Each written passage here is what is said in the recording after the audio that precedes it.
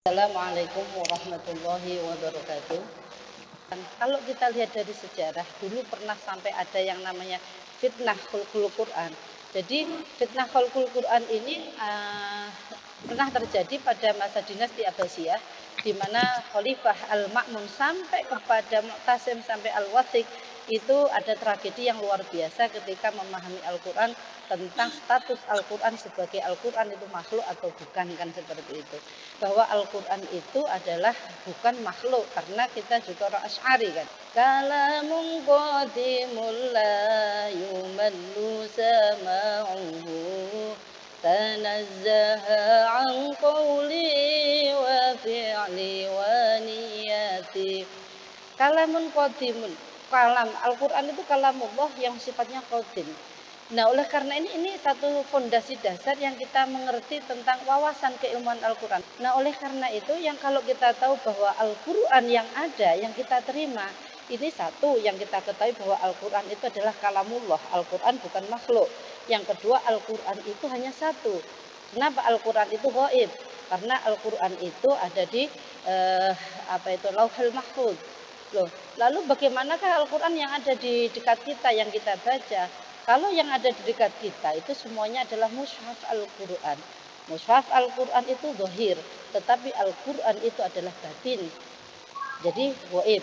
Nah, oleh karena itu bagaimanakah kita memahami makna zahir dan batin ini, bahwa ketika malaikat memberikan atau Rasulullah menerima bacaan Al-Quran dari malaikat Jibril, itu yang diterima adalah bunyi Al-Quran. Jadi bunyinya Al-Quran ini adalah zahir. Sehingga ketika kita ini belajar tentang ilmu tajwid, kita giring dari sana, akan kita ada pemahaman bahwa ilmu Al-Quran ini ijtihadi. Jadi jangan saklek, nek kowe salah kowe kudu ngene wis harus ikuti saya, ini jangan. Kecuali ketika kita memiliki keilmuan, kita tuh yakin dari seluruh imam, maka ini menjadi sebuah keyakinan tanpa menjustifikasi negatif atau orang lain. Karena saya sampaikan bahwa seluruh Al-Quran yang diterima oleh masyarakat Indonesia dan dunia ini adalah mutawatir. Seperti itu. Cuman nanti cara bacaannya, apalagi kita memiliki bacaan standarisasi bacaan dari Imam Hafaz an Asim yang Thoriq Syatibi. Thoriq Syatibi ini pun ternyata di Indonesia tidak banyak yang tidak dilaksanakan oleh para qurra kita. Bukan qari'ah ya, qurra itu ahli Quran semuanya. Kenapa? Standarisasi Syatibi itu sangat penting. Karena apa? Kita mengakui Asia atau kita ini sendiri orang Indonesia ini adalah madhab kita adalah Imam Hafaz an Asim, di mana thoriqnya hanya dengan thoriq Syatibi. Syatibi Abdul Qasim bin Firuh bin Khalaf bin Ahmad Asy-Syatibi Ar-Ru'aini Al-Andalusi. Jadi kalau kita baca kepada masalah Al-Quran, kita harus standarisasi dengan tajwid. Tetapi yang harus kita pahami bahwa ilmu tajwid itu adalah ijtihadi. Rasul itu tidak pernah mengajarkan ilmu tajwid. Rasul hanya mengajarkan Al-Quran. Loh, oleh karena itu ilmu tajwid itu adalah zahir dan ijtihadi, bukan tauqif. Nah, kalau kita katakan bagaimana kalau memang seandainya Al-Quran itu ilmu tajwid itu ijtihadi, karena memang bacaan yang diberikan Rasulullah kepada para sahabat itu sudah mengandung tajwid. Sehingga kalau kita bicara ilmu tajwid berarti membicarakan tentang disiplin keilmuan.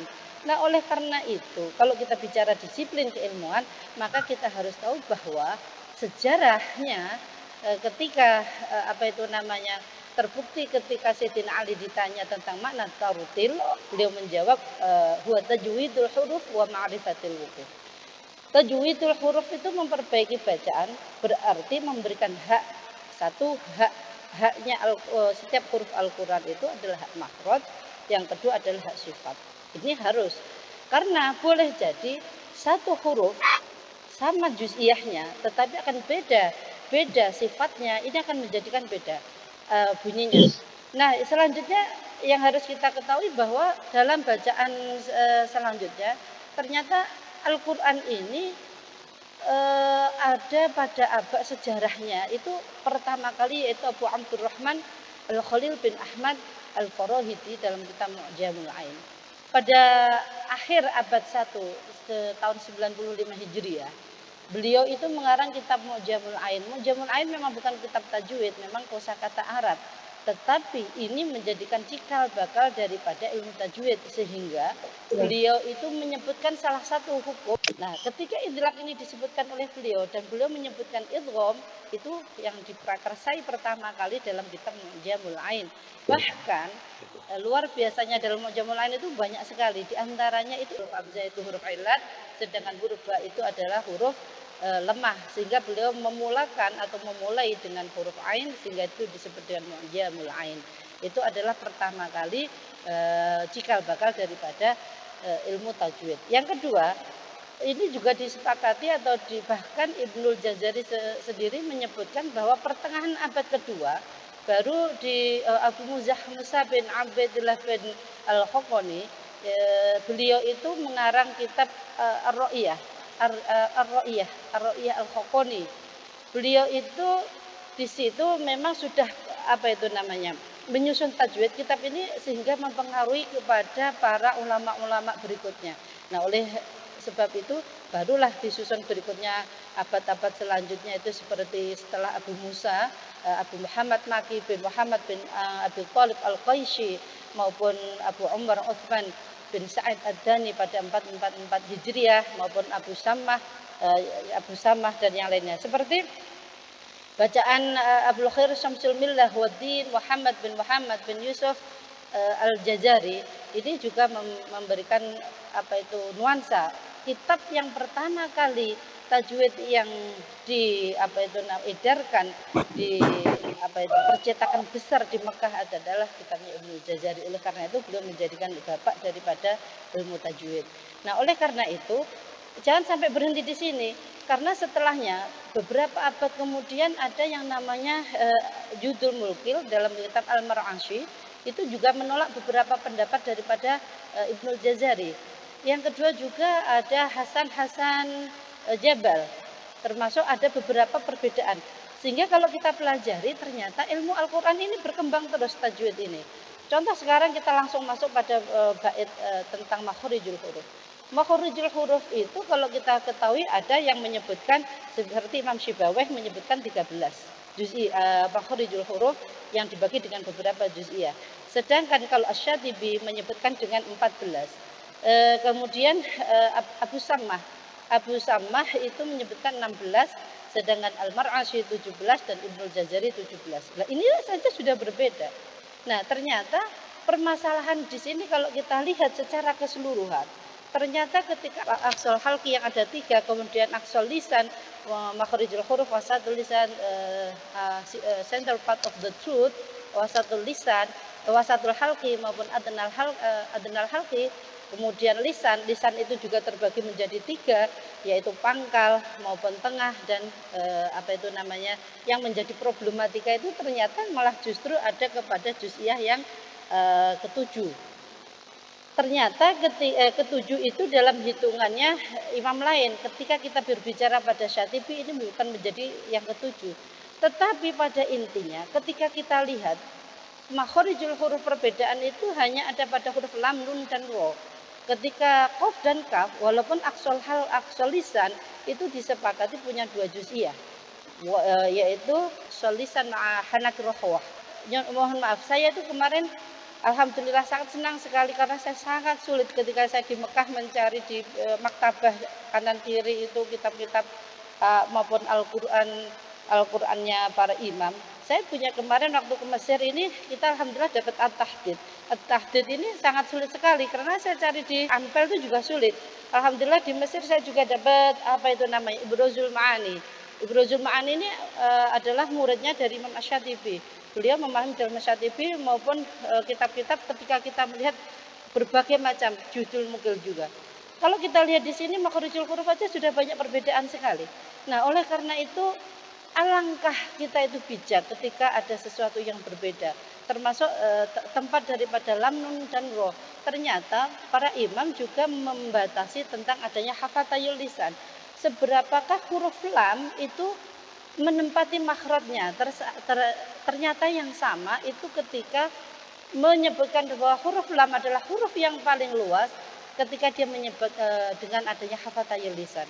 Yang jelas, kenapa dikatakan luas? Karena huruf lam ini hanya satu-satunya huruf yang menyentuh daripada gigi sanaya, rubaiyat, anyab maupun idros. Idros ini pun gigi yang idros pun yang tersentuh adalah dhahik dan najid.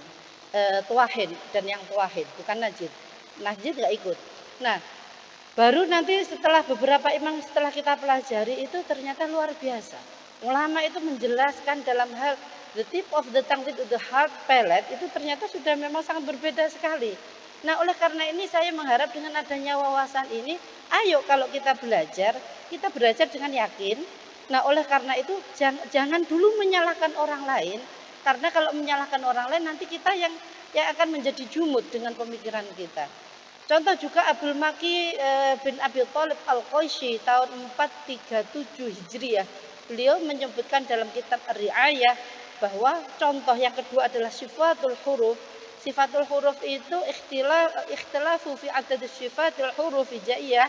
Itu beliau menyebutkan ada yang sampai 17, ada yang sampai 44 sifat, ada yang 17 sifat, ada yang kurang dari 17 sifat. Ini loh, ternyata luar biasa sekali. Begitu juga dengan kalau kita menggunakan Al-Jazari. Kenapa permasalahannya? Kita itu menggunakan Al-Jazari.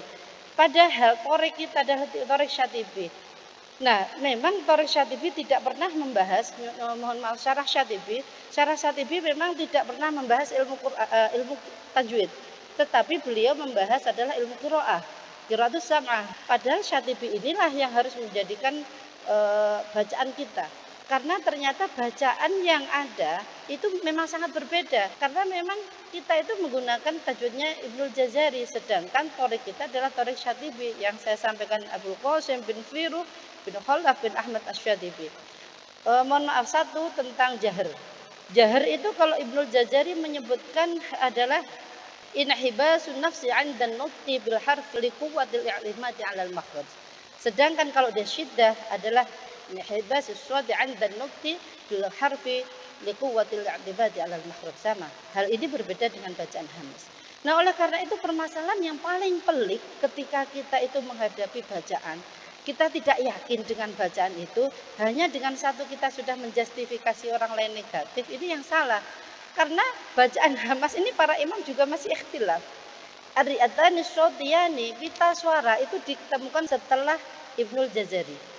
Ar-Ri'atan As-Syautiyan atau pita halkum ada di situ. Nah, oleh karena itu pendeteksian ini terutama yang sangat ekstrim itu pendapatnya yang dari Hasan bin Jabal dari Mesir. Itu sangat frontal ketika menyebutkan tidak cocok dengan beliau Ibnul Jazari maupun dengan Imam Syibawih. Nah, oleh karena itu kita terlepas dari itu, yang jelas bagi mereka adalah semua ahli-ahli Quran kita. Bagi mereka adalah ulama-ulama kita. Ada yang memahami ulama mutaakhirin termasuk Abu Syukri bin Syamsuddin Al-Albani dalam memahami nafas. Kalau yang di luar ini udara. Udara itu adalah, nafas itu adalah udara yang kita hirup keluar masuk lewat mulut maupun hidung. Maka secara langsung bahwa seluruh huruf Al-Quran itu sudah masuk hamas. Nah, lalu bagaimanakah untuk mendeteksi mana yang sifat jahar? Jaharnya baru kita ketahui apabila ada gesekan dari pita halkum, sehingga ini ternyata setelah dikomparkan sama dengan pendapat Ibnul Jazari. Nah, oleh karena itu kalau panjenengan bisa melihat, ada bacaan hamas. Idza syamsu kuwirat wa idzan nujumun kadarat. Tapi ada orang yang mengatakan, enggak mau, saya harus ada ets-ets-etsnya. Monggo, itu mutawatir juga.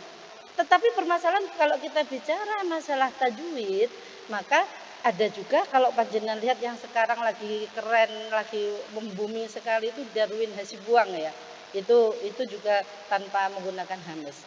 Yang kedua itu Abul Basit, tokoh qori dunia internasional dari Mesir. Beliau juga tanpa boleh dilihat. Baca At-Takwir Abul Basit, enggak akan pakai hamas. Nah, jangankan hamas, qalqalah. Rasulullah saja pernah memberikan bacaan tanpa qalqalah kepada salah satu sahabat.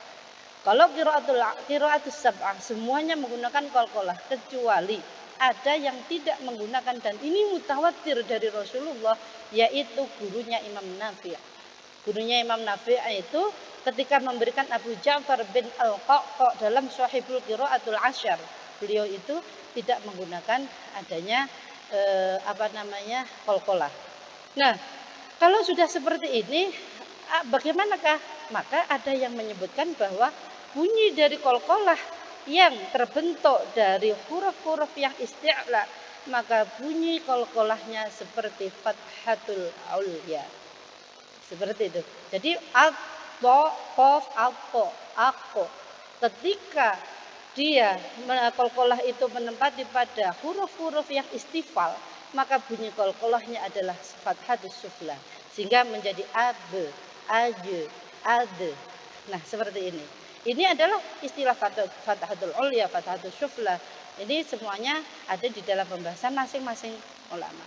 Nah, oleh karena itu dari hal ini, mulai dari penemuan Aryatani Syautiani, ternyata ilmu tajwid itu berkembang. Yang memang termasuk yang saya sampaikan dari dalam Aswadul Lughatil Arabiyyah, kitab itu yang Hasan bin Jabal tadi memang betul-betul keras dalam menolak. Dalam hal mat, kalau Ibnul Jazari menyebutkan ada yang namanya mat lazim harfi mukhaffaf. Ada yang namanya mat lazim harfi mufaqqal. Kan ketika kita membaca Asy-Syatibi, karena kita mengikuti Asy-Syatibi, dalam baitnya Asy-Syatibi itu disebutkan wa an kullihim bil maddi ma qabla sakin. Maka bacaan itu adalah dibaca dengan isba'. Nah, ini sama dengan mat lazim kalimi. Tetapi kalau mat lazim kalimi mukhaffaf yang mungkin panjenengan menyebutkan al-ana atau dzakaraini, itu bukan termasuk dalam hal itu. Karena apa? Mat itu tidak terbentuk dari mat asli. Ini perkembangan tajwid ini, tetapi kita kan memang menggunakan ini. Kita Asy-Syatibi, memang toreknya torek Syatibi. Kalau torek Syatibi itu menyebutkan bahwa ketika berhadapan dua hamzah itu sebenarnya al-ana itu artinya apa sih? Az-Zakaraini apa sih? Itu kan hamzah istifham. Bukan terbentuk dari mat tabi'i. Kalau hamzah istifham diapit, hamzah wasl diapit oleh hamzah istifham dan lam ta'rif, maka Asy-Syatibi menyebutkan dalam kitabnya ini adalah wa in hamzatul wasli bainal lam musakkanin wa hamzatul istifhami famdudhu mubdila. Beliau menyebutkan dalam bait ini, itu pun bukan ada di bab qasr wal mudud, tetapi ada di bab al-hamzataini fil kalimah. Seperti itu. Beliau menyebutkan seperti itu. Terakhir mungkin satu yang saya ingin sampaikan tentang mat aridul sukun. Kalau orang mengatakan ulaika humul muflihun. Oke, sepakat muflihun. Muflihun itu adalah bacaan mat aridul sukun. Tapi ketika rabb hadzal bait, di situ disebutkan juga mat aridul sukun. Padahal kalau kita melihat baitun itu bukan terkonsep, bukan terbentuk dari mat asli atau mat tabi'i. Artinya mat ini menjadi bukan mat aridul sukun. Oleh karena itu menyebutkan beliau Syekh Syukri bin Syamsuddin Al-Libani dengan menyebutkan mat lin aridul sukun. Nah, oleh karena itu saya harapkan mudah-mudahan dengan wawasan seperti ini kita tidak lelah untuk senantiasa belajar dan belajar. Karena apa? Permasalahan tajwid itu ternyata sangat banyak. Untuk memahami wajhani usila saja, ketika beliau Asy-Syatibi menerangkan bacaan daripada mat aridul sukun itu aja sudah yang memang ikhtilafnya sudah sangat banyak. Saya pernah ditanya, Mi, kalau orang membaca bacaan itu menjadi 5, ulaika humul muflihun, itu benar apa enggak? Atau ulaika humul muflihun. Saya bilang, jawab saya, benar, itu Al-Qur'an, itu mutawatir. Tetapi kalau sampean tanya pada saya apakah itu benar, kalau itu menjadikan torek Syatibi, saya katakan tidak. Karena Imam Syatibi menyebutkan idza alifun aw ya'uha ba'da kasrati aw wawi am dhammi laqil hamzah tuwila. Banyak yang memahami tulnya itu berapa? Itu bukan isba, tapi tawasud. Bukan juga 5, bukan juga 3. Karena martabat daripada Imam Syatibi tidak pernah membaca ganjil. Martabatnya Syatibi adalah qasar, 2 harokat, tawasud 4, dan isba' 6. Hal itu betul-betul dijelaskan dalam kitab Ibrozul Ma'ani oleh siapa itu muridnya Abi Sammah. Abi Sammah menyebutkan betul bahwa tolnya siapa namanya Asy-Syatibi, beliau adalah murid langsung dari Asy-Syatibi, bahwa guru saya menyebutkan itu dengan bacaan tawasud 4. Jadi martabatnya Asy-Syatibi tidak pernah menggunakan fu'aik qashar atau 3 dan tidak pernah menggunakan fu'aik tawasud atau 5. Jadi Imam Syatibi bacanya idza laqiyal hamzah, ketika matobi bertemu dengan apa namanya hamzah, maka bacaannya adalah tawasud. Fa in yanfasil, kalau yang fasil itu nanti kan berbeda. Fa in yanfasil fal qasru badir thaliban, itu kan bacaannya ketika mad jaiz, beliau tidak ada jaiz atau wajib, tetapi langsung mad muttasil dan mad munfasil. Kalau Asy-Syatibi seperti itu berbeda dengan Ibnu Jazari. Nah, sehingga dari bacaan yang saya sampaikan ini ternyata Masya Allah luar biasa sekali para imam-imam kita. Terkadang sampai indah sekali, apalagi beliau Asy-Syatibi itu adalah seorang yang memang buta. Sejak lahir buta. Beliau di dalam mengungkapkan bait hanya dengan mengungkapkan setengah baris saja bisa menjadikan satu. Ini menunjukkan kehebatan beliau. Betul-betul kita itu semakin cinta dan senang ketika kita itu semakin membaca kitab-kitab Al-Quran seperti ini. Nah, oleh karena itu saya harapkan kepada panjenengan semua, kita semuanya, termasuk saya juga masih merasa bodoh. Nah, oleh karena itu ini adalah disiplin dari keilmuan, sehingga untuk karakteristik Al-Quran bukan hanya dibaca, monggo itu tugas panjenengan semua juga. Yang penting kita jangan pernah merasa cukup dengan Al-Quran, tapi kita terus menambah wawasan ke Al-Quranan kita. Dan untuk pemahaman Al-Quran seperti di The Holistic Tahfidz Center Pesantren Baitul Quran di pondok saya ini juga harus membaca Al-Quran, menghafal Al-Quran berikut dengan tarjimnya, berikut dengan Rasul Utsmaninya. Ketika saya ditelepon teman saya diminta untuk memberikan pendapat itu, sehingga saya menyampaikan dalam YouTube saya Qaf 1, Qaf di bawah, Qaf titik 1 bukan mushaf sesat. Seperti itu. Karena apa? Di Baitul Quran memang saya ajari, ketika kamu menghafal Al-Quran, setelah selesai menghafal Al-Quran, ambil buku, tulis tanpa melihat. Karena pada dasarnya orang menghafal Al-Quran itu tidak hafal bukan hanya lisan kamu, tapi angan-angan dan tulisan kamu. Harus mampu menuliskan, dan itu harus menuliskan dengan standarisasi Rasul Utsmani. Nah, setelah itu baru ketika setoran diberikan kepada saya di hafalan, saya ngoreksi tulisan, setelah dia selesai saya berikan kembali, dan dia harus menerjemahkan bil lafzi wabil kalimah. Seperti itu, setiap anak harus wajib seperti itu. Itu hanya sebagai upaya. Monggo kalau memang itu memang ada manfaatnya dari yang saya sampaikan, mudah-mudahan bisa menjadikan semakin tali silaturahmi kita itu semakin erat dengan bibarakatil Quran. Monggo dari saya cukup sekian. Wassalamualaikum warahmatullahi wabarakatuh. Waalaikumsalam warahmatullahi wabarakatuh.